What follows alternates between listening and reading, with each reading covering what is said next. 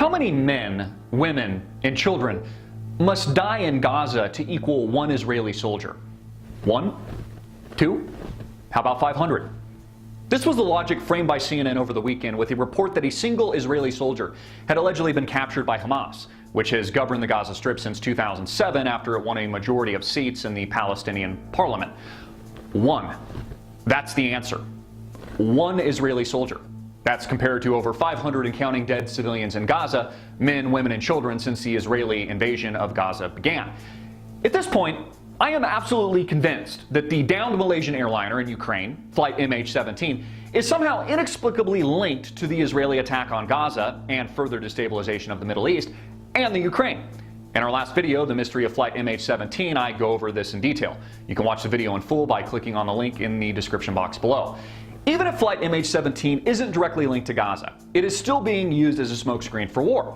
And even if flight MH17 isn't a typical false flag event, the Gulf of Tonkin or Operation Northwoods, both undeniable and declassified historical examples of false flags, it is being used by the mainstream media and global governments as a means to an end in the agenda for war and destabilization of this part of the world.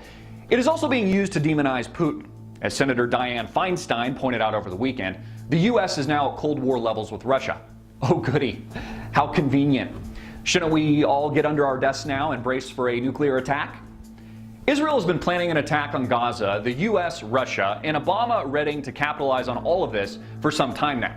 As his wingman, pro-war and defender of Israel, Vice President Joe Biden, quipped earlier, he looked into Putin's eyes and just didn't think he had a soul. Like you do, Joe? Why is the United States positioning for a new Cold War with Russia? And what is the potential motive? How is the downing of flight MH17 in Ukraine linked? Could it perhaps be the formation of the BRICS nations for a competitor bank to the long Western-dominated World Bank and International Monetary Fund? Is that why the IMF recently approved a $17 billion bailout for the recently toppled Ukraine? Is Ukraine a chess piece? Does an initial $50 billion investment by the BRICS nations in its new World Bank, soon to be operational in 2016, make the U.S. nervous? I thought we promoted competition here. As illustrated by Time magazine in a recent report, Brazil, Russia, India, China, and South Africa, otherwise known as the BRICS, don't like a US dollar-denominated world reserve currency. They've been kneecapped by it for far too long, not to mention sponsored wars and bankrupted nations around the world. So naturally they are planning a breakaway, a fresh start from the US and European-inspired money launderer and debt monster that makes up these institutions, and are planning a new one all on their own. According to insiders in Washington, D.C. and on Wall Street, this is a real game changer for the West.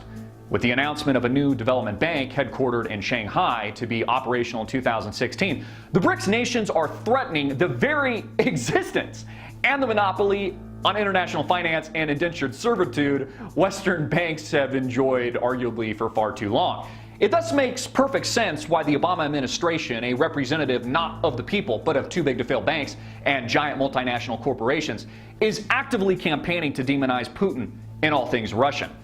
Ironically, the American people have Russia and Putin to be thankful for more in recent years than they do Obama or the United States government. Putin's asylum of American patriot and truth-teller Edward Snowden just one notable example. Snowden's leak of a vast illegal and anti-constitutional wiretapping and surveillance program here in the United States is arguably the biggest story and the largest example of Washington corruption and overreach this century. It highlights the anti-constitutional sewer pit that makes up Washington, D.C. today. But remember, Putin is the enemy here. Not only is the West demonizing Putin, but they are also actively campaigning for the demonization of rising China and its allies. They're communists, remember? They oppress their people. Like bank bailouts, quantitative easing, Obamacare, and spying on American citizens is anything representative of a capitalist or free society. The new development bank, set to launch in 2 years' time, will also have a twin, just like the World Bank. This twin, the equivalent of the Western-inspired International Monetary Fund, will provide short-term emergency loans to participating countries, really just long-term and perpetual debt obligations of its member states. Like the World Bank and IMF today, this will provide tremendous power to the BRICS. It will strengthen the ruble, the renminbi, and any other BRICS-backed currency or digital equivalent, and likely collapse the US dollar. But of course, this has been the point since the very beginning. Global engineering of a global currency and a new world order. Engineer bank bailouts, financial stimulus, and giant wealth transfers from the middle class, the poor, to the rich has only helped the collapse along the way. And now it's coming to fruition. A new baby is being born, and it's not the United States. Meet your new parents, Russia and China. Hope you speak Chinese. I'm Christopher Green, and you've been tuning into AMTV, alternative media television. Hard-hitting and in your face. Click the link below to support our sponsor, and please share this video everywhere.